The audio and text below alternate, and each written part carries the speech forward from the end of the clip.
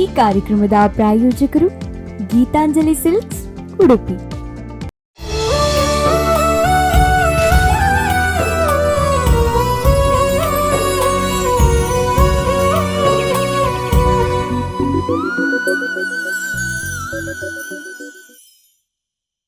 ಆತ್ಮೀಯ ವೀಕ್ಷಕರೇ, ಕಾರ್ಯಕ್ರಮಕ್ಕೆ ಸ್ವಾಗತ. ಇದು ಗೀತಾಂಜಲಿ ಅವರು ಪ್ರಾಯೋಜಿಸುವಂತಹ ನಮ್ಮೂರ ಜಾಣೆ ವಿಶೇಷ ಕಾರ್ಯಕ್ರಮ ಸ್ಪಂದನ ವಾಹಿನಿಯಲ್ಲಿ ಪ್ರತಿ ಶನಿವಾರ ನಾನು 7:30ಕ್ಕೆ ಒಬ್ಬೊಬ್ಬ ಜಾಣೆಯವರೊಂದಿಗೆ ನಿಮ್ಮ ಮುಂದೆ ಬರ್ತಾನೆ.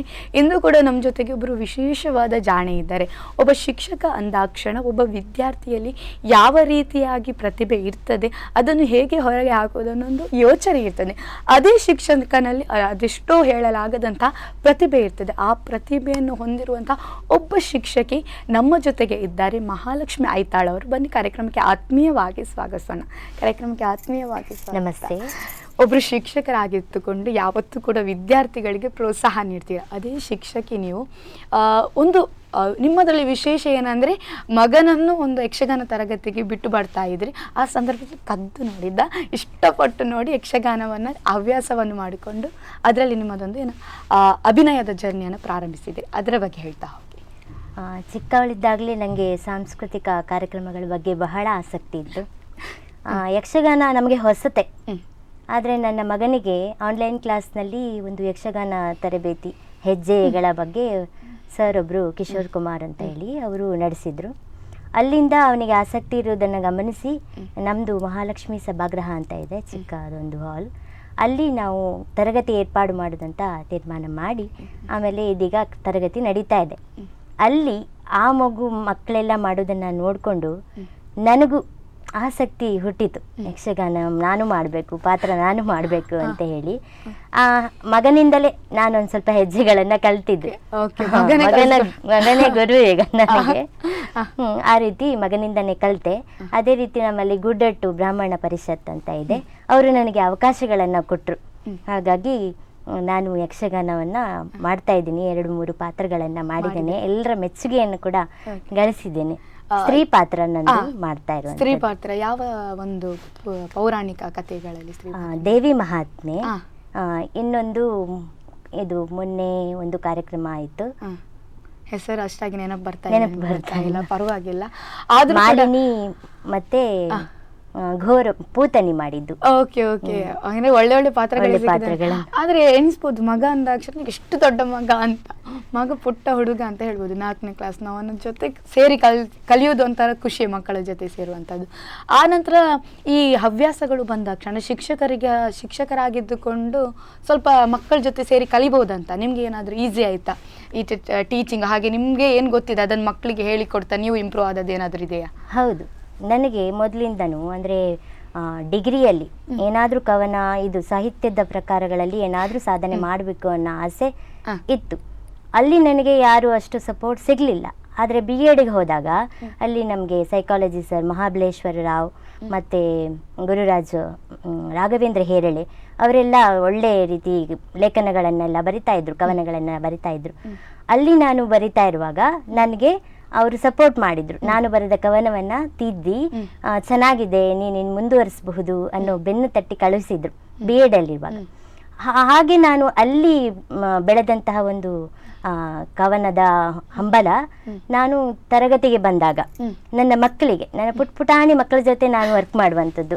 1ರಿಂದ 7th, ನನಗೆ 1 to 5 ಲೋವರ್ ಕ್ಲಾಸಸ್ ಜಾಸ್ತಿ ಸಿಗ್ತಾ ಇತ್ತು. ಅಲ್ಲಿ ಮಕ್ಕಳಿಗೆ ನೇರವಾಗಿ ಪಾಠ ಮಾಡೋದಕ್ಕಿಂತ ಹಾಡು ಹೇಳ್ತಾ, ಕುಣಿತಾ, ಅಭಿನಯ ಮಾಡ್ತಾ ಹೇಳಿದಾಗ ಆ ಮಕ್ಕಳಿಗೆ ತುಂಬಾ ಖುಷಿ ಆಗ್ತದೆ. ಲೈವ್ಲಿ ಆಗಿ ನಮ್ಮ ಜೊತೆ ಪಾರ್ಟಿಸಿಪೇಟ್ ಮಾಡ್ತಾರೆ. ಹಾಗೆ ಒಂದು ಕಾನ್ಸೆಪ್ಟ್ ಶಿಶುಗೀತೆ ಎಲ್ಲ ನಾನೇ ರಚನೆ ಮಾಡಿ ಆ ಮಕ್ಕಳಿಗೆ ನಾನು ಹೇಳ್ಕೊಡ್ತಾ ಇದ್ದೆ. ಅವಾಗ ಮಕ್ಕಳು ತುಂಬಾ ಆಕ್ಟಿವ್ ಆಗಿ ಅದರಲ್ಲಿ ಪಾರ್ಟಿಸಿಪೇಟ್ ಮಾಡ್ತಾ ಇದ್ರು. ನನಗೆ ಶಿಶುಗೀತೆಗಳನ್ನ ರಚಿಸಲಿಕ್ಕೆ ಸಹಾಯ ಆಯಿತು ಮಕ್ಕಳ ಜೊತೆ ಕೂತ್ಕೊಂಡು. ಮತ್ತೆ ಬೇರೆ ಬೇರೆ ಭಾಷಣ, ಲೇಖನ ಹೀಗೆ ಎಲ್ಲ ಮಕ್ಕಳು ಕೇಳ್ತಾ ಇರ್ತಾರೆ, ಮ್ಯಾಮ್ ಇದು ಬರ್ಕೊಡಿ, ಅದು ಬರ್ಕೊಡಿ. ಅವಾಗ ನನಗೂ ಏನಾದರೂ ಹೊಸದಾಗಿ ಥಿಂಕ್ ಮಾಡಲಿಕ್ಕೆ, ಯಾವ ರೀತಿಯಾಗಿ ಬರಿಬೇಕು ಅನ್ನೋದನ್ನು ನಾನು ಕಲಿತಾ ಬಂದೆ ಶಾಲೆಯಿಂದಾಗಿ. ಹಾಗಾಗಿ ನನಗೆ ಈ ರೀತಿ ಕ್ಷೇತ್ರಗಳಲ್ಲಿ ಸ್ವಲ್ಪ ಮುಂದೆ ಬರಲಿಕ್ಕೆ ಅವಕಾಶಗಳು ಸಿಗ್ತಾ ಹೋಯ್ತು. ನೀವು ಯಾರಿಂದ ಕಲಿಬೇಕು, ನಾನು ಈ ರೀತಿ ಬರಿಬೇಕು ಅನ್ನೋದು ಪ್ರೇರಣೆಯಾಗಿ ಬಂತು? ಪ್ರೇರಣೆ ಮೊದಲಿಗೆ ಅದೇ BEd ಇಲ್ಲಿ TMA ಪೈಯಲ್ಲಿ ರಾಘವೇಂದ್ರ ಹೇರಳೆ ಸರ್ ಅವರಿಂದ. ಮತ್ತೆ ಬೇರೆ ಬೇರೆ ಬಳಗಗಳಿದೆ ನಮ್ಮಲ್ಲಿ.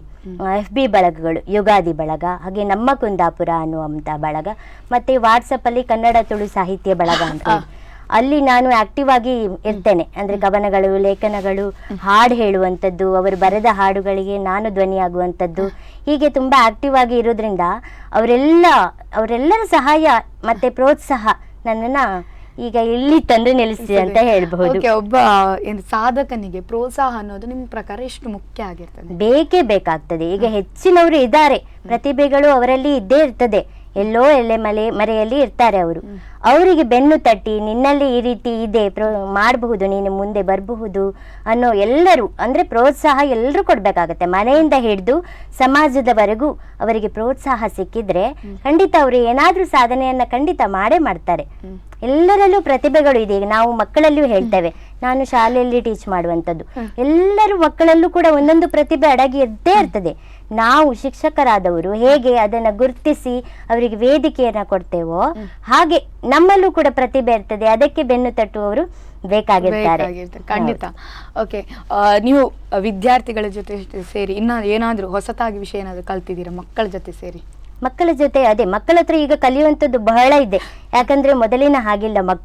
ಮಕ್ಕಳು ಹೇಗೆ ಅಪ್ಡೇಟ್ ಆಗ್ತಾ ಇದ್ದಾರೋ ಹೀಗೆ ನಾವು ಕೂಡ ಟೀಚರ್ಸ್ ಕೂಡ ಅಪ್ಡೇಟ್ ಆಗ್ತಾನೆ ಇರಬೇಕು. ಬೇರೆ ಬೇರೆ ಪ್ರೋಗ್ರಾಮ್ಗಳನ್ನ ಕಂಡಕ್ಟ್ ಮಾಡೋದಿರ್ಲಿ, MC ಮಾಡೋದು, ಧನ್ಯವಾದ ಸಮರ್ಪಣೆ, ಹೀಗೆ ವೆರೈಟಿ ಆಗಿ ಬೇರೆ ಬೇರೆ ಪ್ರೋಗ್ರಾಮ್ಗಳಲ್ಲಿ ಮಕ್ಕಳು ನಮ್ಮನ್ನ ಕೇಳ್ತಾರೆ ಹೇಗೆ ಮಾಡುದು ಅಂತ. ಮುಂಚೆ ಟೀಚರ್ಸ್ ಮಾಡಿ ಮುಗಿಸ್ತಾ ಇದ್ರು. ಹೌದು, ಇವಾಗ ಹಾಗಲ್ಲ. ಈಗ ಎಜುಕೇಶನ್ ಸಿಸ್ಟಮೇ ಚೇಂಜ್ ಆಗಿದೆ. ನಾವು ಫೆಸಿಲಿಟೇಟರ್ ಅಂತ ಹೇಳಿ ಅಂದ್ರೆ ನಾವು ಹಿಂದೆ ಇರ್ಬೇಕು, ಮಕ್ಕಳನ್ನ ಮುಂದೆ ತರಬೇಕು, ಅದು ಶಿಕ್ಷಕರ ಜವಾಬ್ದಾರಿ. ಹಾಗಾಗಿ ನಾವು ಅವರಿಗೆ ಹೇಳ್ಕೊಡ್ಬೇಕು ಅಂದ್ರೆ ನಾವು ಅಪ್ಡೇಟ್ ಆಗಿರ್ಲೇಬೇಕಾಗತ್ತೆ. ಹಾಗಾಗಿ ನಾನು ಬೇರೆ ಬೇರೆ ವಿಷಯಗಳನ್ನ ಕಲಿತಾ ಬಂದಿದ್ದೇನೆ. ಓಕೆ, ನೀವು ಯಾವುದಾದ್ರೊಂದು ಕವನ ಕತೆ ಬರೆಯುವಾಗ ಯಾವ ಒಂದು ವಿಷಯದ ಕುರಿತಾಗಿ ಜಾಸ್ತಿ ಬರೀತೀರಾ? ಅಂದ್ರೆ ನಾನು ಮೊದಲು ಯುಗಾದಿ ಬಳಗ ಅಂತ ಇದೆ, ಅದರಲ್ಲಿ ನಾನು ಪ್ರೇಮ ಕವನಗಳನ್ನ ಜಾಸ್ತಿ ಬರಿತಾ ಇದ್ದೆ. ಹಾಗೆ ಪ್ರೇಮದ ಬಗ್ಗೆ ಒಲವು ಜಾಸ್ತಿ. ಹಾಗಾದ್ರೆ ಅಂದ್ರೆ ಒಲವು ಎಲ್ಲ ಪ್ರೇಮ ಅನ್ನುವಂಥದ್ದು ಮನುಷ್ಯರಲ್ಲಿ, ಪ್ರಾಣಿಗಳಲ್ಲಿ, ಎಲ್ಲ ಪ್ರಕೃತಿಯಲ್ಲಿ ಇರುವಂಥದ್ದು ಸಹಜ. ಪ್ರೀತಿ ಇದ್ರೆ ಅಲ್ಲಿ ಮಾನವೀಯತೆ, ಇತರ ಗುಣಗಳು ಬೆಳಿಲಿಕ್ಕೆ ಸಾಧ್ಯ. ಹಾಗಾಗಿ ನಾನು ಪ್ರೀತಿಯ ಕುರಿತಾಗಿ ಕವನಗಳನ್ನು ಬರಿತಾ ಇದ್ದೆ. ಹಾಗೆ ನಮ್ಮ ಕುಂದಾಪುರ ಅಂತ ಬಂದಾಗ ನಾನು ಮಕ್ಕಳಿಗೆ ಬೇರೆ ಬೇರೆ ಆಕ್ಟಿವಿಟಿಗಳನ್ನು ಮಾಡ್ತಾ ಇದ್ದೆ. ಅದನ್ನೆಲ್ಲ ಅಲ್ಲಿ ನಮ್ಮ ಕುಂದಾಪುರದಲ್ಲಿ ಪೋಸ್ಟ್ ಮಾಡ್ತಾ ಇದ್ದೆ. ದರ್ಲೆಗೂಡ್ಸು ಹಾಡಿರ್ಬೋದು, ಒಬ್ರು ಬರ್ದಿರ್ತಾರೆ, ಅದನ್ನು ನಾನು ಮಕ್ಕಳನ್ನೆಲ್ಲ ಒಟ್ಟುಗೂಡಿಸ್ಕೊಂಡು ಹಾಡಿಗೆಲ್ಲ ಹೋಗಿ ಅದನ್ನ ಕುಂದಾಪುರ ಕನ್ನಡದಲ್ಲಿ ಅದರಲ್ಲಿ ಮಾಡೋದು, ಮತ್ತೆ ಮಕ್ಕಳಿಗೆ ಅಭಿನಯ ಗೀತೆ ಹೇಳ್ಕೊಟ್ಟಿರೋದು, ಈ ಥರದ್ದೆಲ್ಲವನ್ನ ಪೋಸ್ಟ್ ಮಾಡ್ತಾ ಇದ್ದೆ. ಅವಾಗ ಎಲ್ಲರೂ ಅದನ್ನ ಖುಷಿ ಪಡ್ತಾ ಇದ್ರು. ನೀವು ಬರ್ದಂತ ಯಾವ ಹಾಡಿಗೆ ಮಕ್ಕಳು ತುಂಬಾನೇ ಇಷ್ಟಪಟ್ಟಿದ್ರು? ನಾನು ತುಂಬಾ ಮಕ್ಕಳಿಗೆ ಹೇಳ್ಕೊಡ್ತೇನೆ. ಅದು ಇದು ಎಲ್ಲ ನಾನು ಹೇಳಿಕೊಟ್ಟಂತಹ ಎಲ್ಲಾ ಹಾಡುಗಳು ಅವರಿಗೆ ಬಹಳ ಖುಷಿ. ನಾನು ಬೇರೆಯವ್ರು ಬರ್ದಿದ್ದನ್ನು ಕೂಡ ಹಾಡು ಹೇಳಿಕೊಡ್ತಾ ಇದ್ದೆ, ನಾನು ಸ್ವತಃ ಬರ್ದಿದ್ದನ್ನು ಕೂಡ ಹೇಳ್ತಾ ಇದ್ದೀನಿ. ನಾನೀಗ ಒಂದು ಬರ್ದಿದ್ದನ್ನ ಹೇಳ್ಬಹುದಲ್ವಾ? ನಾನು ಒಂದು ಶಿಶುಗೀತೆಯನ್ನ ಬರ್ದಿರುವಂತದ್ದು, ಮಸಾಲೆ ದೋಸೆ ಅಂತ ಹೇಳಿ. ಮಕ್ಕಳಿಗೆಲ್ಲ ದೋಸೆ ತಿಂಡಿ ಆ ಥರದ್ರೆಲ್ಲ ಹೇಳ್ಕೊಟ್ರೆ ಇನ್ನೂ ತುಂಬ ಖುಷಿಯಾಗಿ ಎಂಜಾಯ್ ಮಾಡ್ತಾರೆ. ಹಾಗಾಗಿ ನಾನು ಮಸಾಲೆ ದೋಸೆ ಅನ್ನುವಂಥ ಶಿಶುಗೀತೆ ಬರೆದಿದ್ದೆ. ಅದರಲ್ಲಿ ನಾನು ಅದನ್ನು ಹೇಳ್ಕೊಡ್ತೀನಿ. ನಾನು ಪುಟ್ಟ ಕೂಸೆ ದೋಸೆ ಮೇಲೆ ಆಸೆ, ನಾನು ಪುಟ್ಟ ಕೂಸೆ ದೋಸೆ ಮೇಲೆ ಆಸೆ, ಮಾಡದಿರು ಅಮ್ಮ ನೀನು ನಿರಾಸೆ, ಮಾಡದಿರು ಅಮ್ಮ ನೀನು ನಿರಾಸೆ, ಮಾಡಿಕೊಡು ಗರಂ ಗರಂ ಮಸಾಲೆ ದೋಸೆ, ಮಾಡಿಕೊಡು ಗರಂ ಗರಂ ಮಸಾಲೆ ದೋಸೆ, ದೊಡ್ಡ ಮುದ್ದೆ ಬೆಣ್ಣೆ ಬಿತ್ತು ನನ್ನ ಕಣ್ಣೆ, ದೊಡ್ಡ ಮುದ್ದೆ ಬೆಣ್ಣೆ ಬಿತ್ತು ನನ್ನ ಕಣ್ಣೆ, ಆಲು ಪಲ್ಯದೊಡನೆ ಕೊಡುವೆಯ ಜಾಣೆ, ಆಲು ಪಲ್ಯದೊಡನೆ ಕೊಡುವೆಯ ಜಾಣೆ, ತಡವೇತಕ್ಕೆ ಅಮ್ಮ ನಾ ನಿನ್ನ ಮುದ್ದು ತಾನೆ, ತಡವೇತಕ್ಕೆ ಅಮ್ಮ ನೀ ನನ್ನ ಮುದ್ದು ತಾನೆ, ಮಾಡಿ ನಾನು ಹಠ ಓದಿ ಬರುವೆ ಪಾಠ, ಮಾಡಿ ನಾನು ಹಠ ಓದಿ ಬರುವೆ ಪಾಠ, ಇಡು ನೀನು ಘಮ್ಮೆನುವ ದೋಸೆ ತಾಟ, ಇಡು ನೀನು ಘಮ್ಮೆನುವ ದೋಸೆ ತಾಟ, ತಿಂದು ಶಾಲೆಗೋಗುವೆ ಹೇಳಿ ಟಾಟಾ, ತಿಂದು ಶಾಲೆಗೋಗುವೆ ಹೇಳಿ ಟಾಟಾ. ಈ ತರದ ತುಂಬಾ ಶಿಶುಗೀತೆಗಳನ್ನ ಬರೆದಿದೆ. ಮಕ್ಕಳ ಜೊತೆ ಅಭಿನಯ ಮಾಡ್ಕೊಂಡು ಹೇಳುವಾಗ ನಮಗೂ ಕೂಡ ಬಹಳ ಖುಷಿ ಆಗ್ತದೆ. ಬೆಳಿಗ್ಗೆ ತಿನ್ನದವರಿಗೆ ಹಾಡು ಬಾಯಲ್ಲಿ ನೀರು ಬರ್ತದೆ. ಹೌದು, ಇಲ್ಲದಿದ್ರು ಕೂಡ ಅದಕ್ಕಿಂತ ನಿಮ್ಮ ಹಾಡು ಹೇಳಿದ್ರಲ್ವಾ, ಯಾರು ಎಣಿಸ್ಕೊಳ್ಲಿಕ್ಕಿಲ್ಲ ಹಾಡು ಹೇಳ್ತಾರೆ, ಅದ್ಭುತವಾಗಿ ರಾಗ ಕೂಡ ಇದೆ. ಏನು ಹಾಡು ಹೇಳಲಿಕ್ಕೆ ಅಭ್ಯಾಸ ಇದೆ ನಿಮ್ಗೆ? ಹೌದು, ಚಿಕ್ಕಂದ್ಲಿಂದ ನನಗೆ ಹಾಡು ತುಂಬಾ ಇಷ್ಟ ನನಗೆ. ಆಮೇಲೆ ಹೀಗೆ ನನ್ನಷ್ಟಕ್ಕೆ ನಾನು ಕೆಲವು ಫಿಲಮ್ ಸಾಂಗ್ಸ್ಗಳು, ದೇಶಭಕ್ತಿ ಗೀತೆ, ಭಕ್ತಿಗೀತೆ ಈ ಥರದ್ದೆಲ್ಲ ಕಲಿತಾ ಬಂದೆ. ಮಕ್ಕಳಿಗೂ ಕೂಡ ಪ್ರತಿಭಾ ಕಾರಂಜಿ ಇರಲಿ ಅಥವಾ ಏನಾದ್ರು ಸ್ಕೂಲ್ ಡೇ ಫಂಕ್ಷನ್ಸ್ ಇರಲಿ ಎಲ್ಲದಕ್ಕೂ ನಾನು ಹಾಡನ್ನು ಹೇಳ್ಕೊಡ್ತಾ ಇರ್ತಿದ್ದೆ. ಹಾಗೆ ಇದೆಲ್ಲವನ್ನ ಕೇಳಿಬಿಟ್ಟು ನನ್ನ ಫ್ರೆಂಡ್ಸ್ ಎಲ್ಲ ಹೇಳ್ತಿದ್ರು, ನೀನೊಂದು ಸಂಗೀತ ಕಲಿತಿದ್ರೆ ಚೆನ್ನಾಗಿರ್ತಿತ್ತು ಅಂತ ಹೇಳಿ. ಹಾಗಾಗಿ ಯಾರು ಸಂಗೀತ ಟೀಚರ್ ಸಿಗ್ತಾರಂತ ನೋಡಿದಾಗ ಮೀನಾ ಕಾರಂತ್ ಅಂತ ಹೇಳಿ ಅವರು ನನಗೆ ಕಾಂಟ್ಯಾಕ್ಟ್ ಆಯಿತು. ಮೊದಲು ಸುಮಂಗಲ ಮ್ಯಾಮ್ ಅಂತ ಇದ್ರು, ಆಮೇಲೆ ಅವರ ಕಾಂಟ್ಯಾಕ್ಟ್ ಮೂಲಕ ಈಗ ನಾನು ಸಂಗೀತ ಕಲಿತಾ ಇದ್ದೇನೆ. ಕರ್ನಾಟಕ ಶಾಸ್ತ್ರೀಯ ಸಂಗೀತವನ್ನ ಈಗ 1 ತಿಂಗಳಿಂದ ಅಭ್ಯಾಸ ಮಾಡ್ತಿದ್ದೀರಾ. ಅದಕ್ಕೆ ಅಂದ್ರೆ ಕೆಲವರಿಗೆ ಒಂಥರ ಗಾಡ್ ಗಿಫ್ಟ್, ದೇವ್ರು ಕೊಟ್ಟಂತ ವರ ಹೇಳ್ಬೋದು. ಯಾಕಂದ್ರೆ ಅದ್ಭುತವಾದ ಕಂಠ ಇದೆ. ಹಾಗಾದ್ರೆ ನೀವು ನೋಡಿ, ಯಾವತ್ತೂ ಕೂಡ ನಮ್ಮ ಪ್ರಕಾರ ಏನಂದ್ರೆ ಈ ಲ್ಯಾಂಗ್ವೇಜ್ ಟೀಚರ್ಸ್ನವರು ಮಾತ್ರ ಕತೆ ಕವನ ಬರೆಯುವುದಂತ ನೀವು ಹೇಳಬೇಕು. ನಾನು ಯಾವ ಸಬ್ಜೆಕ್ಟ್ ಟೀಚರ್ ಅಂತ ನೀವು ಹೇಳಬೇಕು ಈಗ. ಹೌದು, ನಾನು BSc B.Ed ಮಾಡಿರುವಂಥದ್ದು. BSc ಡಿಗ್ರಿಯಲ್ಲಿ ಮ್ಯಾಥ್ಸ್, ಫಿಸಿಕ್ಸ್, ಕಂಪ್ಯೂಟರ್ ಸೈನ್ಸ್ ನಂದು ಆಕ್ಚುಲಿ. ಆದ್ರೆ ಕೆಲವ್ರು ಹೇಳ್ತಾರೆ ಮ್ಯಾಥ್ಸ್ ಟೀಚರು ಏನು ಕವನ ಬರೀತಾರ ಅಂತ. ಖಂಡಿತ, ಅದಕ್ಕೆ ನಾನು ವಿಚಾರವನ್ನು ತೆಗೆದೆ. ಆದ್ರೆ ನನಗೆ ಅದರ ಜೊತೆಗೆ ಏನೋ ವಿಭಿನ್ನ ರೀತಿಯಲ್ಲಿ ನಾನಿರ್ಬೇಕು, ದಿನ ಏನೋ ಹೊಸತನ ನನ್ನಲ್ಲಿ ಇರ್ಬೇಕು, ಅದಕ್ಕೆ ಅಂಟುಕೊಂಡಿರ್ಬಾರ್ದು ಅನ್ನೋದು ನನ್ನ ಒಂದು ಥಿಯರಿ. ಹಾಗಾಗಿ ಹೊಸತರ ನಾನು ಕವನ ಬರಿಬೇಕು. ನಾನು ಮಕ್ಕಳ ಜೊತೆನೆ ಜಾಸ್ತಿ ಇರ್ಲಿಕ್ಕೆ ಇಷ್ಟಪಡ್ತೇನೆ. ಅವ್ರ ಜೊತೆ ಡಾನ್ಸ್ ಮಾಡ್ಕೊಂಡು ಕ್ಲಾಸ್ಗಳಲ್ಲಿ ಹಾಗೆ ಲೈವ್ಲಿ ಆಗಿ ನಾನು ಇರ್ಲಿಕ್ಕೆ. ಸ್ಟ್ರಿಕ್ಟ್ ಟೀಚರ್ ಅಲ್ಲ. ಇಲ್ಲ, ಈಗ ಸ್ಟ್ರಿಕ್ಟ್ ಇದ್ರು ಸಣ್ಣ ಮಕ್ಕಳಿಗೆ ಸ್ಟ್ರಿಕ್ಟ್ ಇದ್ರೆ ತುಂಬಾ ಕಷ್ಟ ಆಗ್ತದೆ. ಅವ್ರ ಜೊತೆ ನಾವು ಮಕ್ಕಳಾಗಿ ಇದ್ರೇನೆ ಅವರು ಕಲಿತಾರೆ, ಇಷ್ಟಪಡ್ತಾರೆ. ಮೊದಲು ಚಿಕ್ಕ ಮಕ್ಕಳು ಏನಂದ್ರೆ ಶಿಕ್ಷಕರನ್ನ ಇಷ್ಟಪಡ್ಬೇಕು. ಅವರು ಮನೆಯಿಂದ ಬಂದಿರ್ತಾರೆ, ಅಮ್ಮಂದ್ರಿಗೆ ಹೊಂದ್ಕೊಂಡಿರ್ತಾರೆ.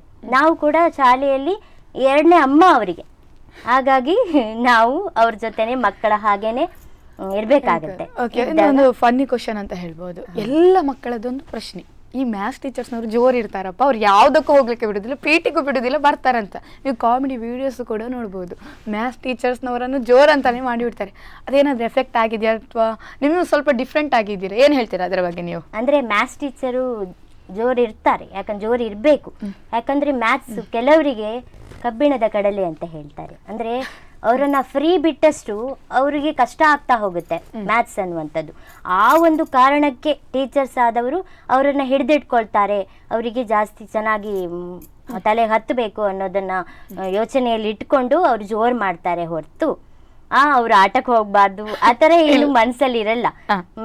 ಯೂಶುವಲ್ ಆಗಿ ಮ್ಯಾಥ್ಸ್ ಟೀಚರ್ಗೂ ಮನ್ಸಿರತ್ತೆ ಅಲ್ವಾ? ಅವರು ಏನ್ ಥಿಂಕ್ ಮಾಡ್ತಾರೆ ಅಂತ ಹೇಳಿದ್ರೆ ಮಗು ಬೆಳಿಬೇಕು, ಮಗು ಮ್ಯಾಥ್ಸ್ ಅಲ್ಲಿ ಹುಷಾರಾಗಬೇಕು ಅನ್ನೋದೇ ಒಂದು ಕನ್ಸರ್ನ್ ಅವರಿಗಿರುತ್ತೆ. ಓಕೆ, ಇನ್ನಷ್ಟು ವಿಚಾರ ಇದೆ ಮಾತನಾಡ್ಲಿಕ್ಕೆ. ತಮಾಷೆಯಾಗಿ ಮಾತನಾಡ್ತಾ ಹೋಗುವ. ಈಗ ಪುಟ್ಟ ವಿರಾಮ ತಗೊಳ್ಳುವಂಥ ಸಮಯ. ಓಕೆ, ನೋಡಿದ್ರಲ್ಲ ವೀಕ್ಷಕರೇ, ಈ ವಾರದ ನಮ್ಮೂರಿನ ಜಾಣೆ ಕಾರ್ಯಕ್ರಮದಲ್ಲಿ ಒಬ್ಬ ಬಹುಮುಖ ಪ್ರತಿಭೆ ಶಿಕ್ಷಕಿ ನಮ್ಮ ಜೊತೆ ಇದ್ದಾರೆ. ಮಹಾಲಕ್ಷ್ಮಿ ಅವರು ಹೆಸರಿಗೆ ತಕ್ಕಂತೆ ದೇವರ ಸ್ವರೂಪ ಅಂತ ಹೇಳ್ಬೋದು. ಯಾಕಂದರೆ ಗುರು ಅನ್ನೋದು ದೇವರಿಗೆ ಸಮ ಅಂತ ಹೇಳ್ತಾರೆ. ಇವರೊಂಥರ ಶಿಕ್ಷಕರು ಅದ್ಭುತವಾಗಿ ಮುದ್ದಾಗಿ ಮಾತನಾಡ್ತಾರೆ. ಇವರ ಜೊತೆ ಇನ್ನಷ್ಟು ಮಾತನಾಡಲಿಕ್ಕಿದೆ. ಕಾರ್ಯಕ್ರಮದಲ್ಲೊಂದು ಪುಟ್ಟ ವಿರಾಮ.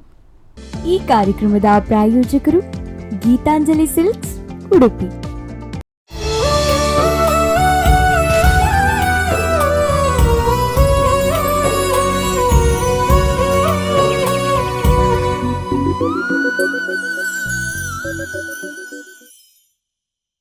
ವಿರಾಮದ ನಂತರ ಮತ್ತೊಮ್ಮೆ ಗೀತಾಂಜಲಿ ಸಿಲ್ಕ್ಸ್ ಅವರು ಅರ್ಪಿಸುವಂತಹ ಸ್ಪಂದನ ವಾಹಿನಿ ಪ್ರಸ್ತುತಿಯ ನಮ್ಮೂರ ಜಾಣೆ ವಿಶೇಷ ಕಾರ್ಯಕ್ರಮಕ್ಕೆ ಆತ್ಮೀಯವಾಗಿ ಸ್ವಾಗತ. ಈ ದಿನ ನಮ್ಮ ಜೊತೆಗಿರುವವರು ಮಹಾಲಕ್ಷ್ಮಿಯವರು. ಮತ್ತೊಮ್ಮೆ ಕಾರ್ಯಕ್ರಮಕ್ಕೆ ಪ್ರೀತಿಯಿಂದ ಸ್ವಾಗತ. ಮತ್ತೊಮ್ಮೆ ಸ್ವಾಗತ ಟೀಚರ್. ಓಕೆ, ನಮ್ಮ ಒಂದು ಏನಂದ್ರೆ ನಾನು ಏನೇ ಎನ್ಸ್ಕೊಂಡಿದ್ದೆ ಟೀಚರ್ ಹತ್ರ ಮಾತನಾಡುವಾಗ ಅವರ ಬಗ್ಗೆ ಕೇಳ್ತಾ ಹೋಗುವ ಅಂತ, ಆದರೆ ನಿಮ್ಮ ಪಾಠದ ವಿಷಯ ಬಂತು. ಓಕೆ, ನಿಮ್ಮ ಎಜುಕೇಷನ್ ಬಗ್ಗೆ ಹೇಳಿದ್ರಿ. ನೀವು ಕತೆ ಕವನ ಬಂದಿದ್ರಲ್ಲಿ ಎಷ್ಟು 200ಕ್ಕೂ ಮಿಕ್ಕಿ ಕತೆ ಕವನಗಳನ್ನು ಬರೆದಿದ್ದೀರಾ ಅಂತ ಹೇಳಿದ್ವಿ. ಮತ್ತೊಂದು ವಿಶೇಷತೆ ಏನಂದರೆ, ನೀವೊಬ್ಬರು ಶಿಕ್ಷಕಿಯಾಗಿ ಅದೆಷ್ಟೋ ಮಕ್ಕಳ ಮನಸ್ಸನ್ನು ಅರ್ಥ ಮಾಡ್ಕೊಂಡಿದ್ದೀರಾ. ಹೇಳಿ, ಈಗಿನ ಒಂದು ಮಕ್ಕಳಿಗೆ ನಾವು ಹಿರಿಯರು ಏನು ಹೇಳ್ತಾರೆ, ನಮ್ಮ ಅಪ್ಪ ಅಮ್ಮ ಆಗಿರ್ಬೋದು, ಶಿಕ್ಷಕರು ಯಾವ ರೀತಿ ಅವರ ಜೊತೆ ಇರಬೇಕು ಅಂತ ಹೇಳ್ತೀರಾ? ಮಕ್ಕಳಿಗೆ ಮನೆಯೇ ಮೊದಲ ಪಾಠಶಾಲೆ ಅಲ್ವಾ, ತಾಯಿಯೇ ಮೊದಲು ಗುರು. ಅಂದ್ರೆ ಮನೆಯಲ್ಲಿ ಒಳ್ಳೆಯ ಸಂಸ್ಕಾರ ಇರಬೇಕು. ಮನೆಯಲ್ಲಿ ಸಂಸ್ಕಾರ ಇದ್ರೆ ಆ ಮಗು ಶಾಲೆಗೆ ಬರುವಾಗ ಒಳ್ಳೆಯ ಮಗುವಾಗಿಯೇ ಬರ್ತದೆ. ಖಂಡಿತ. ನಾವು ಶಾಲೆಯಲ್ಲಿ ಎಷ್ಟು ಕಲಿಸಬಹುದು, ನಾವು ಬೆಳಗ್ಗೆಯಿಂದ ಸಂಜೆ ತನಕ ಇರ್ತೇವೆ, ಮಕ್ಕಳಿಗೆ ಕಲಿಸಬಹುದು. ಅದನ್ನು ಮನೆಯಲ್ಲಿ ಮನನ ಮಾಡಲಿಕ್ಕೆ ಮಕ್ಕಳ ಜೊತೆ ಪೇರೆಂಟ್ಸ್ ಕೂಡ ಇರಬೇಕಾಗತ್ತೆ. ಈಗಿನ ಮಕ್ಕಳು ಬಹಳ ಚುರುಕು, ಯಾವುದೇ ವಿಷಯವನ್ನು ಕೂಡ ಬೇಗ ತಗೊಳ್ತಾರೆ, ಅದು ಕೆಟ್ಟದಾಗಿರ್ಲಿ ಒಳ್ಳೆಯದೇ ಆಗಿರ್ಲಿ. ಆದ್ರಿಂದ ನಾವು ಆದಷ್ಟು ಒಳ್ಳೆಯದನ್ನ ತುಂಬಿಸ್ಲಿಕ್ಕೆ ಪ್ರಯತ್ನ ಮಾಡ್ತಾ ಇರಬೇಕು. ಅದಕ್ಕೆ ನಮ್ಮ ಪೇರೆಂಟ್ಸ್ ಕೂಡ ನಮಗೆ ಜೊತೆಯಾಗಿ ಇದ್ದಾಗ ಮಾತ್ರ ಮಕ್ಕಳು ಕೂಡ ಒಳ್ಳೆ ರೀತಿ ಬೆಳಿಲಿಕ್ಕೆ ಸಾಧ್ಯ ಇದೆ. ಬೇರೆ ಬೇರೆ ಅವಕಾಶಗಳಿದೆ. ಈಗ ಅವಕಾಶ ಇಲ್ಲದಿದ್ರೂ ನಾವು ಅವಕಾಶವನ್ನ ಸೃಷ್ಟಿ ಮಾಡಿ ಅವರಿಗೆ ಕೊಡ್ತೇವೆ ಎಲ್ಲದಕ್ಕೂ ಮುಂದೆ ಬರ್ಲಿಕ್ಕೆ. ಈಗಂತೂ ತುಂಬಾ ಅವಕಾಶಗಳನ್ನ ಕೊಡ್ತೇವೆ. ಆದ್ರಿಂದ ಅವುಗಳನ್ನೆಲ್ಲ ಉಪಯೋಗಿಸ್ಕೊಳ್ಬೇಕು ಮಕ್ಕಳು ಅಂತ ಹೇಳಿದ್ರೆ, ಮಕ್ಕಳಿಗೆ ಸ್ವಲ್ಪ ಸಹಾಯ, ಪ್ರೋತ್ಸಾಹ, ಮನೆಯಲ್ಲಿ ಅವರಿಗೆ ಒಳ್ಳೆಯ ವಾತಾವರಣ ಎಲ್ಲವನ್ನ ಕಲ್ಪಿಸಿ ಕೊಡ್ಬೇಕಾಗತ್ತೆ. ಶಾಲೆಯಲ್ಲಿ ಟೀಚರ್ ಮಾತ್ರ ಅಲ್ಲ, ಜೊತೆಗೆ ಸಾಗಬೇಕಾಗುತ್ತೆ. ಓಕೆ, ಇನ್ನೊಂದು ಕೊನೆಯದು ಅಂದರೆ, ನೀವು ಶಿಕ್ಷಕಿಯಾಗಿ ನಿಮ್ಮ ಹತ್ರ ಒಂದು ಕೊನೆಯ ಪ್ರಶ್ನೆ ಕೇಳ್ತಾ ಇದ್ದೇನೆ. ಈಗ ಒಂದು ಏನು ಬರ್ತದೆ ಅಂದರೆ, ಮಾರ್ಕ್ ಒಂದು ಅಂಕಗಳು ತುಂಬಾ ಮುಖ್ಯ ಅಂತ ಹೇಳ್ತಾರೆ. ಆದರೆ ಕೆಲವರು ಏನಂದರೆ, ಕೆಲವೊಂದು ವಿಚಾರಗಳು ತುಂಬಾ ಇಂಟ್ರೆಸ್ಟ್. ಈಗಿನ ಹೈಯೆಸ್ಟ್ ಮಕ್ಕಳಿಗೆ ನೋಡ್ತಾ ಹೋದರೆ ಕಲಿಯೋದಕ್ಕಿಂತ ಜಾಸ್ತಿ ಹೀಗೆ ಅನ್ಯ ಚಟುವಟಿಕೆಗಳಲ್ಲಿ ಅವರಿಗೆ ತುಂಬಾ ಇಂಟ್ರೆಸ್ಟ್ ಇರ್ತದೆ. ನೀವು ಏನು ಹೇಳ್ತೀರಾ ಅಂಥವರಿಗೆಲ್ಲ? ಇಲ್ಲ, ಮಾರ್ಕ್ಸ್ ಮಾತ್ರ ಮುಖ್ಯ ಆಗೋದಿಲ್ಲ. ಈಗ ಮಾರ್ಕ್ಸ್ ಬೇಕು. ಈಗ ಅಂದ್ರೆ ಈಗ 10th ಆದ ಮೇಲೆ ಯಾವ ಕಾಲೇಜ್ ಸೇರ್ಬೇಕು ಅನ್ನೋದು ನೋಡಿದಾಗ ಮಾರ್ಕ್ಸ್ ನೋಡ್ತಾರೆ. ಈಗ ಒಳ್ಳೊಳ್ಳೆ ಕಾಲೇಜುಗಳಿಗೆ ಸೇರ್ಪಡೆ ಆಗ್ಬೇಕು ಅಂದ್ರೆ ಮಾರ್ಕ್ಸ್ ಬೇಕಾಗುತ್ತೆ. ಅಲ್ಲಿ ಒಳಗಡೆ ಹೋದಾಗ ಕೇವಲ ಮಾರ್ಕ್ಸ್ಗಾಗಿ ಓದ್ತಾ ಇರೋದು ಪ್ರಯೋಜನಕ್ಕೆ ಬರೋದಿಲ್ಲ. ಈಗ ಅವರಲ್ಲಿ ಏನ್ ಟ್ಯಾಲೆಂಟ್ ಇದೆ, ಅವ್ರು ಯಾವ ರೀತಿ ತಮ್ಮನ್ನು ತಾವು ಪ್ರಸ್ತುತ ಪಡಿಸ್ಕೊಳ್ತಾರೆ, ಅವ್ರೊಳಗೆ ಏನ್ ಇನ್ನರ್ ಟ್ಯಾಲೆಂಟ್ ಇದೆ ಅನ್ನೋದನ್ನ ಹೇಳ್ಕೊಳ್ಬೇಕಾಗತ್ತೆ, ಅವ್ರು ಅದನ್ನು ತೋರ್ಪಡಿಸ್ಕೊಳ್ಬೇಕಾಗತ್ತೆ. ಅದಕ್ಕೆ ಅವರಿಗೆ ಧೈರ್ಯ, ಆತ್ಮಸ್ಥೈರ್ಯ, ಧೈರ್ಯ ಎಲ್ಲವೂ ಕೂಡ ಇರ್ಬೇಕಾಗತ್ತೆ. ಬರೀ ಈಗ ಮಾರ್ಕ್ಸ್ ಪುಸ್ತಕದ ಬದನೆಕಾಯಿ ಅಂತ ಹೇಳ್ತಾರೆ, ಅದನ್ನ ಮಾತ್ರ ಓದಿದ್ರೆ ಏನು ಪ್ರಯೋಜನ ಆಗೋದಿಲ್ಲ. ನಾವು ಹೊರ ಜಗತ್ತಿಗೆ ಕಾಲಿಟ್ಟಾಗ ಮಾರ್ಕ್ಸ್ ಕೇಳ್ತಾರೆ, ಏನು ಇಂಟರ್ವ್ಯೂಗೆ ಹೋದಾಗ ರಿಪೋರ್ಟ್ ನೋಡ್ತಾರೆ, ಮಾರ್ಕ್ಸ್ ಕೇಳ್ತಾರೆ, ನೋಡ್ತಾರೆ ಅಷ್ಟೇ. ಬಿಟ್ರೆ ಮಾತು, ಕಮ್ಯುನಿಕೇಶನ್ ಹೇಗಿದೆ ಅವರದ್ದು, ಹೇಗೆ ಬಿಹೇವ್ ಮಾಡ್ತಾ ಇದ್ದಾರೆ, ಏನು ಗುಣ ಇದೆ ಅವರಲ್ಲಿ, ಗುಣ ನಡತೆ ಏನಿದೆ, ಅವರಿಂದ ನಾವು ಏನು ತಗೊಳ್ಬೋದು, ಏನು ಪ್ರಾಫಿಟ್ ಸಿಗುತ್ತೆ ನಮಗೆ ಅನ್ನೋದನ್ನು ನೋಡ್ತಾರೆ. ಬಿಟ್ರೆ ಮಾರ್ಕ್ಸ್ ಅನ್ನ ನೋಡೋದಿಲ್ಲ. ಮಾರ್ಕ್ಸ್ ಜೊತೆ ಇರಬೇಕು, ಬಿಟ್ರೆ ಅದೇ ಒಂದು ಅದಕ್ಕೋಸ್ಕರನೇ ಓದೋದು ಮಾಡಬಾರ್ದು. ಬೇರೆ ಬೇರೆ ಕಲ್ಚರಲ್ ಆಕ್ಟಿವಿಟಿ ನಾನು ಅಷ್ಟೇ ನಮ್ಮ ಮಕ್ಕಳಿಗೂ ಹೇಳ್ತೇನೆ, ಓದಿ. ಎಕ್ಸಾಮ್ ಟೈಮಲ್ಲಿ ಅದೊಂದು ದಿನ ಓದಿದ್ರೆ ಎಕ್ಸಾಮ್ ಹಿಂದಿನ ದಿವಸ ಓದುವ ಅವಶ್ಯಕತೆ ಇರೋದಿಲ್ಲ.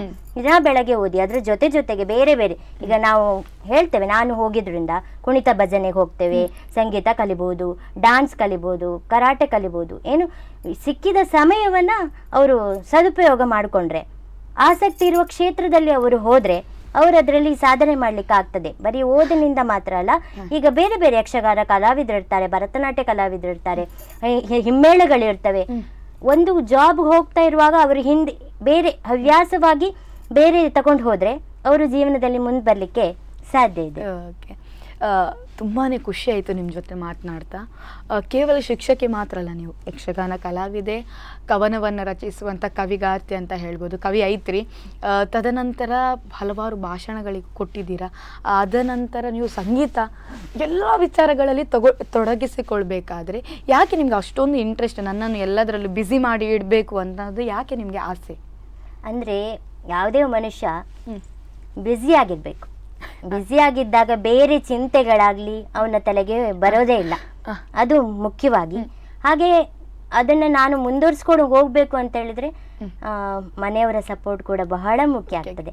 ನಾನೀಗ ಎಲ್ಲಾದ್ರೂ ಕುಣಿತ ಭಜನೆ ಹೋಗ್ಬೇಕು ಅಂದ್ರೆ ನನ್ನ ಪುಟ್ಟ ಮಕ್ಕಳು, 2 ಮಕ್ಕಳು, ಒಂದು LKG ಹೋಗ್ತಿದ್ದಾಳೆ, ಇನ್ನೊಂದು 4ನೇ ಕ್ಲಾಸ್, ಅವ್ರನ್ನ ಬಿಟ್ಟು ಹೋಗ್ಬೇಕು. ಬಿಟ್ಟು ಹೋಗುವಾಗ ನೋಡ್ಕೊಳ್ಳೋರು ಯಾರು? ಹಾಗೆ ಅವರ ಸಪೋರ್ಟ್, ಮನೆಯವರ ಸಪೋರ್ಟ್ ಬೇಕಾಗ್ತದೆ, ಹಾಗೆ ಸಮಾಜದ ಸಪೋರ್ಟ್ ಬೇಕಾಗ್ತದೆ. ನಾವು ಒಂದು ಒಳ್ಳೆ ಕೆಲಸವನ್ನ ಮಾಡಿದಾಗ ಸಮಾಜ ನಮ್ಮನ್ನ ಬೆಂತಟ್ಟಿ ಚೆನ್ನಾಗಿದೆ ಅಂತ ಹೇಳಿದ್ರೆ ಮಾತ್ರ ನಾವು ಮುಂದೆ ಹೋಗ್ಲಿಕ್ಕಾಗತ್ತೆ. ಅಯ್ಯೋ ನೆಗೆಟಿವ್ ಆಗಿ ಮಾತಾಡಿದ್ರೆ ನಮ್ಗೆ ಮುಂದೆ ಹೋಗ್ಲಿಕ್ಕೆ ಆಸಕ್ತಿ ಬರುವುದಿಲ್ಲ. ಆದ್ರಿಂದ ನಾವು ಬೆನ್ನು ತಟ್ಟುವವರು ಬೇಕು. ಅದೇ ರೀತಿ ಮತ್ತೆ ಕಾಲೆಳೆಯುವವರು ಇದ್ದೇ ಇರ್ತಾರೆ, ಎಲ್ಲೇ ಹೋದ್ರು ಕೂಡ. ಚೆನ್ನಾಗಾದ್ರೂ ಕೂಡ ಚೆನ್ನಾಗಾಗ್ಲಿಲ್ಲ ಅನ್ನೋರು ತುಂಬಾ ಜನ ಇರ್ತಾರೆ. ಆ ವಿಷಯಕ್ಕೂ ನಾವು ಅದರ ಕಡೆ ಗಮನ ಕೊಡದೆ ನಮ್ಮನ್ನ ನಾವು ಹೇಗೆ ಇಂಪ್ರೂವ್ ಮಾಡ್ಕೊಳ್ಬೇಕು, ಎಲ್ಲಿ ತಪ್ಪಾಗಿದೆ ಅದನ್ನ ನಾವು ತಿದ್ದುಕೊಂಡು ಮುಂದೆ ಹೋಗ್ತಾನೆ ಇರ್ಬೇಕು. ನನಗೆ ಹಾಗೆ ಆಸಕ್ತಿ. ಚಿಕ್ಕದಿರುವಾಗ ಏನೂ ಮಾಡ್ಲಿಕ್ಕೆ ಆಗ್ಲಿಲ್ವಲ್ಲ, ನಾನು ಈಗ ಆದ್ರೂ ಏನಾದ್ರೂ ಸಾಧನೆ ಮಾಡಬೇಕು ಅನ್ನೋ ಒಂದು ಉತ್ಸಾಹ ನನ್ನಲ್ಲಿ. ಹಾಗೆ ಎಲ್ಲರೂ ಶಾಲೆಯಲ್ಲೂ ಕೂಡ ನಮ್ಮ ಹಿಂದೆ HM ಇರುವವರು, ನಾಗರತ್ನ ಮೇಡಮ್ ಇರ್ಬೋದು, ಉದಯ್ ಸರ್ ಇರ್ಬೋದು, ಈಗ ಕವಿತಾ ಮೇಡಮ್ ಅಂತ ಇದ್ದಾರೆ ಅವರು, ಮತ್ತೆ ಸತೀಶ್ ಸರ್, ಹೀಗೆ ಶಿಕ್ಷಕ ವೃಂದ ಕೂಡ ನಾನೇನಾದ್ರೂ ಕವನಗಳನ್ನ ಬರೆದ್ರೆ ಅವರು ವಾಚನ ಮಾಡ್ಲಿಕ್ಕೆ ನಂಗೆ ಅವಕಾಶ ಕೊಡ್ತಾರೆ. ಎಲ್ಲ ಮಕ್ಕಳ ಎದುರು ವಾಚನ ಮಾಡ್ಲಿಕ್ಕೆ ಅವಕಾಶ ಕೊಡ್ತಾರೆ, ಹಾಡ್ಲಿಕ್ಕೆ ಅವಕಾಶ ಕೊಡ್ತಾರೆ. ಹೀಗೆ ಪ್ರತಿಯೊಬ್ರು ನನಗೆ ಸಪೋರ್ಟಿವ್ ಆಗಿರೋದ್ರಿಂದ ನಾನು ಈ ರೀತಿ ಇದ್ದೇನೆ ಅಂತ ಹೇಳ್ಬಹುದು. ಸಪೋರ್ಟ್ ಅಂತ ಹೇಳಿರಿ, ಪ್ರೋತ್ಸಾಹ ಅಂತ. ಶಾಲೆಯಲ್ಲಿ ಯಾರು ಕೊಡ್ತಾರೆ ಅಂತ ಶಿಕ್ಷಕರ ಹೆಸರುಗಳ ಪಟ್ಟಿಯನ್ನೇ ಹೇಳಿದ್ರೆ, ಅದು ಮನೆಯಲ್ಲಿ ಆಗಿರಬಹುದು, ಯಾರು ನಿಮ್ಗೆ ತುಂಬಾನೇ ಸಪೋರ್ಟ್ ಮಾಡ್ತಾರೆ? ನಮ್ಮ ಮನೆಯಲ್ಲಿ ಅಂದ್ರೆ ಬರವಣಿಗೆಗೆ ಸಪೋರ್ಟ್ ಅಂತ ಇಲ್ಲ, ಬಟ್ ನೀನೇನ್ ಮಾಡಿದ್ರು ನಾನು ಸಪೋರ್ಟ್ ಆಗಿರ್ತೀವಿ ಅನ್ನೋರು.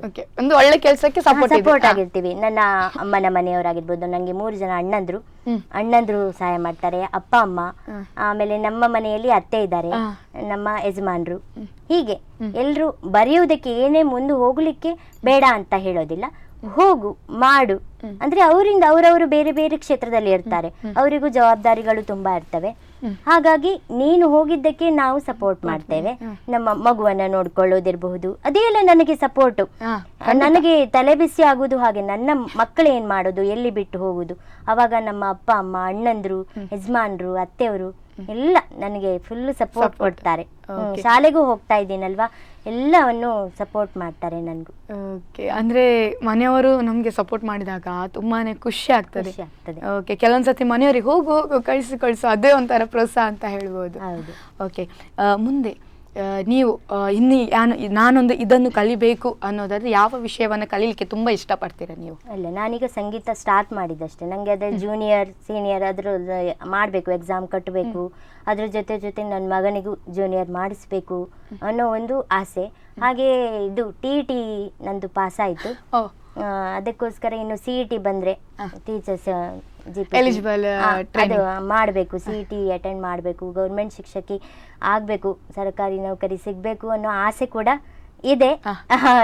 ಅದು ದೇವರ ದಯೆ ಇದ್ರೆ ಆಗತ್ತೆ, ನೋಡೋಣ. ನನ್ನ ಪ್ರಯತ್ನ ಕೂಡ ಇದೆ, ನೋಡುವ, ಅದೊಂದು ಆಸೆ ಇದೆ ನನಗೆ. ನಿಮ್ಮ ಏನೆಲ್ಲ ಕನಸುಗಳನ್ನ ಕಂಡಿದ್ದೀರಾ ಅದೆಲ್ಲ ನನಸಾಗ್ಲಿ, ನಾವೆಲ್ಲರ ಪರವಾಗಿ ನಾನು ಆಶಯಿಸ್ತೇನೆ. ಒಂದು ನೀವು ಹೇಳಿದ್ರಿ, ಒಂದು ಮಾತು ನಿಮಗೆ ಖಂಡಿತ ಬಂದಿರಬಹುದು, ಇನ್ನು ಬರಬಹುದು, ಹೇಳಿಕ್ಕಾಗೋದಿಲ್ಲ. ಇಷ್ಟು ವಯಸ್ಸಾಯಿತು, ಈಗ ಏನು ಅವಳಿಗೆ ಮಕ್ಕಳನ್ನು ನೋಡ್ಕೊಂಡಿರ್ಬಹುದಲ್ವಾ, ಈಗೆಂತಕ್ಕೆ ಸಂಗೀತ ಅನ್ನೋದು ಒಂದು ಖಂಡಿತ. ಈ ಸಮಾಜವೇ ಹಾಗೆ, ಒಬ್ರು ಏನಾದ್ರೂ ಒಳ್ಳೆ ಕೆಲಸನೂ ಮಾಡ್ತಾ ಇದ್ದಾರೆ ಅಂತ ಹೇಳಿದ್ರೆ ಇಂದಿನಿಂದ ಮಾತನಾಡೋರು ತುಂಬಾ ಜನ. ಅದು ನಮ್ಮ ಕಿವಿಗೂ ಕೂಡ ಬಿದ್ದಿದೆ. ಈಗ ಏನು ಅವಳು ಯಕ್ಷಗಾನಕ್ಕೆ ಹೋಗುವಂಥದ್ದು ಬೇಕಿತ್ತಾ, ಮಕ್ಕಳನ್ನ ನೋಡ್ಕೊಂಡಿರ್ಬೋದಲ್ವಾ, ಹಾಗೆಲ್ಲ ಬರುತ್ತೆ ಸಂಗೀತ. ಆದ್ರೆ ಅಂಥದ್ದಕ್ಕೆಲ್ಲ ಅಂದ್ರೆ ನಾವು ಒಳ್ಳೆಯ ಎಲ್ಲಿ ಧನಾತ್ಮಕ ಅಂಶಗಳಿರುತ್ತೋ ಆ ಕಡೆ ನಾವು ಗಮನ ಕೊಡಬೇಕು ಜಾಸ್ತಿ. ನೆಗೆಟಿವ್ ಮಾತಾಡೋರು ಇದ್ದೇ ಇರ್ತಾರೆ, ನಾವು ಅವರ ನಡುವೆ ನಾವು ಬದುಕಿ ತೋರಿಸ್ಬೇಕು.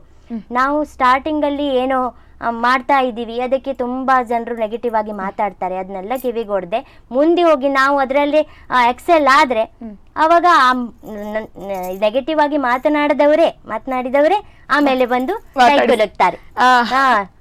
ಈಗಿನ ಸಮಾಜವೇ ಹಾಗೆ. ಆದ್ರೆ ಅದಕ್ಕೆ ಯಾವ್ದಕ್ಕೂ ನಾವು ತಲೆ ಕೆಡಿಸ್ಕೊಳ್ಬಾರ್ದು. ಮಾತನಾಡುವವರು ಮಾತನಾಡ್ತಾ ಇರ್ಲಿ, ನಾವು ನಮ್ಮಲ್ಲಿ ಏನಾಗ್ತದೋ ಸಾಧನೆ ಅದು ನಮ್ಮ ಮಟ್ಟಿಗೆ ನಾವು ದಿನವೂ ಹೊಸತಾಗಿ ಕಲಿತು ಏನಾದ್ರೂ ಸಾಧನೆಗಳನ್ನ ಮಾಡ್ತಾ ಹೋಗುವಂಥದ್ದು ಅದು ಮುಖ್ಯ. ಎಲ್ಲರಿಗೂ ಆತ್ಮಸ್ಥೈರ್ಯ ಇರಬೇಕು, ಭರವಸೆ ಇರಬೇಕು, ನಾನೇನೋ ಮಾಡ್ತೇನೆ, ಮತ್ತೆ ಕಲಿಯುವ ಉತ್ಸಾಹ ಅಂತೂ ಬೇಕೇ ಬೇಕಾಗ್ತದೆ. ಅದೆಲ್ಲ ಇದ್ರೆ ಏನಾದ್ರೂ ಸಾಧನೆ ಮಾಡಬಹುದು. ಓಕೆ, ನಿಮ್ಮ ನೋಡಿದ್ರೆ ನಮ್ಗೆ ಉತ್ಸಾಹ ಬರ್ತಾರೆ, ಅಷ್ಟು ಮುಗ್ಧತೆ, ನಗು ಅಂತ ಹೇಳ್ಬೋದು. ಸಂಗೀತದ ಬಗ್ಗೆ ಹೇಳಿದ್ರು, ಒಂದು ನಿಮ್ಮ ಒಂದು ಕಂಠದಿಂದ ನಮಗೊಂದು ಹಾಡು ಕೇಳಬೇಕಂತ ಆಸೆ, ಅದೆಲ್ಲ ಹೊರತುಪಡಿಸಿ ನಿಮ್ಮ ಒಂದು ಯಾವುದಾದ್ರು ಇಷ್ಟವಾದ ಭಜನೆ ಹೇಳಿ ನೋಡು ವೀಕ್ಷಕರಿಗೆ, ನಂಗೋಸ್ಕರ. ನನಗೆ ಭಾವಗೀತೆಗಳು ತುಂಬಾ ಇಷ್ಟ ಓಕೆ, ಆಗ್ತದೆ. ಅದಾದ್ರೆ ಭಾವಗೀತೆ ಕೂಡ ಆಗ್ಬೋದು. ಹೇಳಿ. ಅಮ್ಮ ನಾನು ದೇವರಾಣಿ ಬೆಣ್ಣೆ ಕದ್ದಿಲ್ಲಮ್ಮ, ಬೆಣ್ಣೆ ಕದ್ದಿಲ್ಲಮ್ಮ, ಬೆಣ್ಣೆ ಕದ್ದಿಲ್ಲಮ್ಮ. ಅಮ್ಮ ನಾನು ದೇವರಾಣಿ ಬೆಣ್ಣೆ ಕದ್ದಿಲ್ಲಮ್ಮ, ಅಮ್ಮ ನಾನು ದೇವರಾಣಿ ಬೆಣ್ಣೆ ಕದ್ದಿಲ್ಲಮ್ಮ. ಎಲ್ಲ ಸೇರಿ ನನ್ನ ಬಾಯಿಗೆ, ಎಲ್ಲ ಸೇರಿ ನನ್ನ ಬಾಯಿಗೆ ಬೆಣ್ಣೆಯ ಮೆತ್ತಿದರಮ್ಮ. ಅಮ್ಮ ನಾನು ನಾನು ನಾನು ಅಮ್ಮ ನಾನು ದೇವರಾಣಿ ಬೆಣ್ಣೆ ಕದ್ದಿಲ್ಲಮ್ಮ.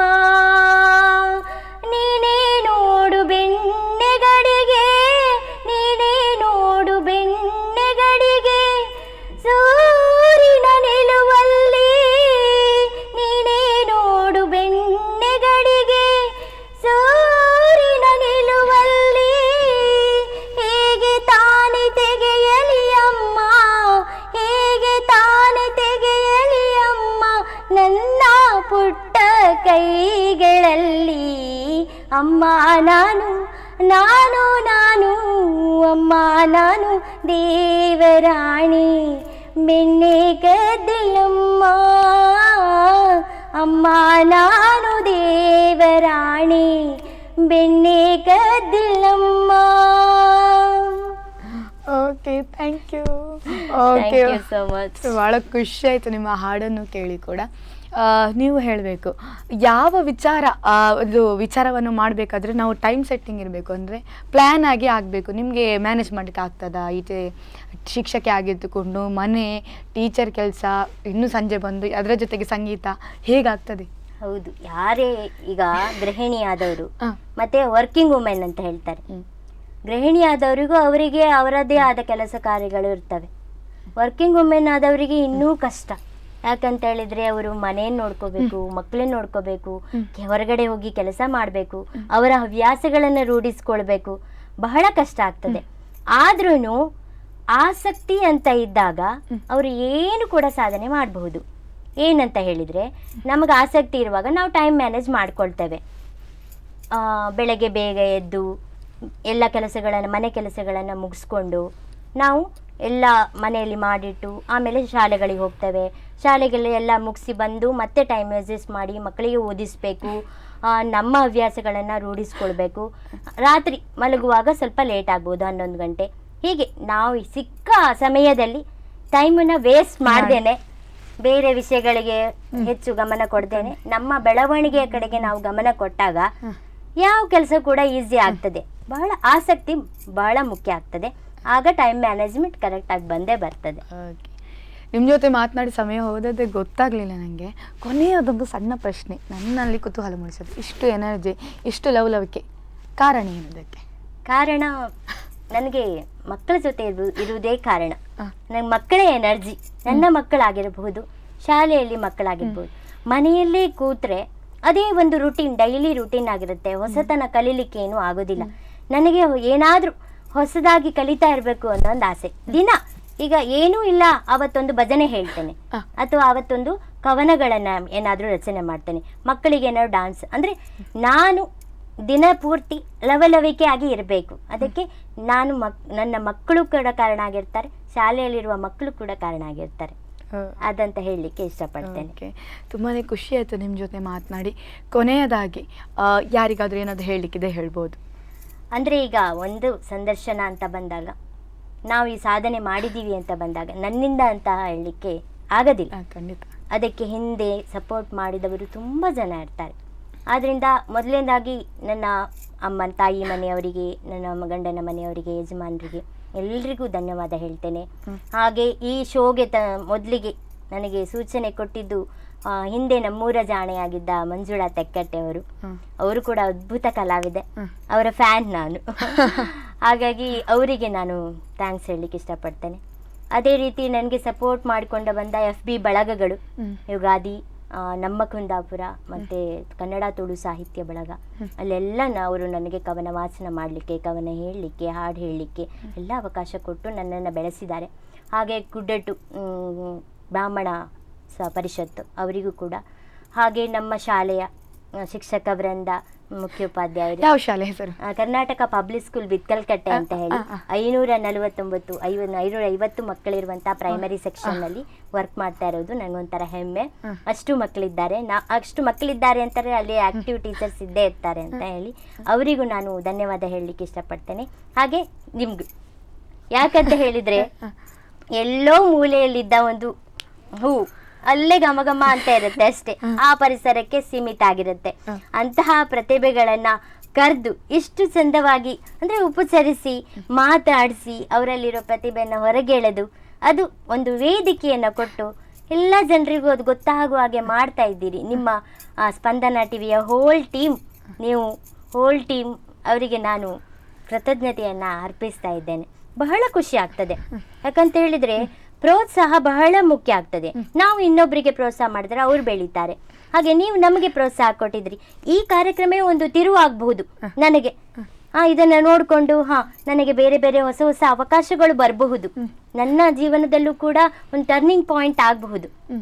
ಇದೇ ರೀತಿ ಮುಂಬರುವ ಪ್ರತಿಭೆಗಳಿಗೂ ಕೂಡ ಇದೊಂದು ವೇದಿಕೆ ಟರ್ನಿಂಗ್ ಪಾಯಿಂಟ್ ಆಗಲಿ, ಸ್ಫೂರ್ತಿ ತುಂಬಲಿ ಅಂತ ನಾನು ಹಾರೈಸ್ತೇನೆ. ನಿಮಗೆಲ್ಲರಿಗೂ ಕೃತಜ್ಞತೆಯನ್ನು ಹೇಳಲಿಕ್ಕೆ ಇಷ್ಟಪಡ್ತೇನೆ. ಓಕೆ, ಧನ್ಯವಾದಗಳು ಮೇಡಮ್. ನೋಡಿದ್ರಲ್ಲ ವೀಕ್ಷಕರೇ, ಈ ವಾರದ ನಮ್ಮೂರಿನ ಜಾಣೆ ಕಾರ್ಯಕ್ರಮದಲ್ಲಿ ಎಲ್ಲೋ ಇದ್ದ ಹೂವಲ್ಲ, ಇವರು ನಮ್ಮ ಉಡುಪಿ ಜಿಲ್ಲೆಯಲ್ಲಿ ಇದ್ದಂತಹ ಒಂದು ಅದ್ಭುತವಾದ ಹೂ ಅಂತ ಹೇಳ್ಬೋದು, ಶಿಕ್ಷಕಿ ಅಂತ ಹೇಳ್ಬೋದು. ಆದರೆ ಶಿಕ್ಷಕಿ ಅಂದಾಕ್ಷಣ ಕೇವಲ ಶಿಕ್ಷೆ ಕೊಡ್ತಾರೆ ಅಂತದ್ದು ತಪ್ಪು. ಆದರೆ ಇವರು ಒಂದು ಶಿಕ್ಷೆಗೆ ಇದ್ದುಕೊಂಡು ತನ್ನ ಪ್ರತಿಭೆಯನ್ನು ಹೊರಗೆ ಹಾಕಿ ಅದರ ಜೊತೆಗೆ ಮಕ್ಕಳನ್ನು ಕೂಡ ಪ್ರೋತ್ಸಾಹಿಸುವಂತಹ ಅದ್ಭುತವಾದ ನಮ್ಮೂರಿನ ಜಾಣೆ ಮಹಾಲಕ್ಷ್ಮಿ ಅವರು. ಮುಂದಿನ ವಾರ ಮತ್ತೊಂದು ಜಾಣೆ ಜೊತೆ ನಾನು ಕೃತಿ ಮೂಡಿಬಿಟ್ಟು ನಿಮ್ಮ ಮುಂದೆ ಬರ್ತೇನೆ. ಅಲ್ಲಿವರೆಗೂ ನಿರಂತರ ಸುದ್ದಿ ಹಾಗೂ ಮನೋರಂಜನೆಗಾಗಿ ನೋಡ್ತಾ ಇರಿ ಸ್ಪಂದನ. ಈ ಕಾರ್ಯಕ್ರಮದ ಪ್ರಾಯೋಜಕರು ಗೀತಾಂಜಲಿ ಸಿಲ್ಕ್ಸ್, ಉಡುಪಿ.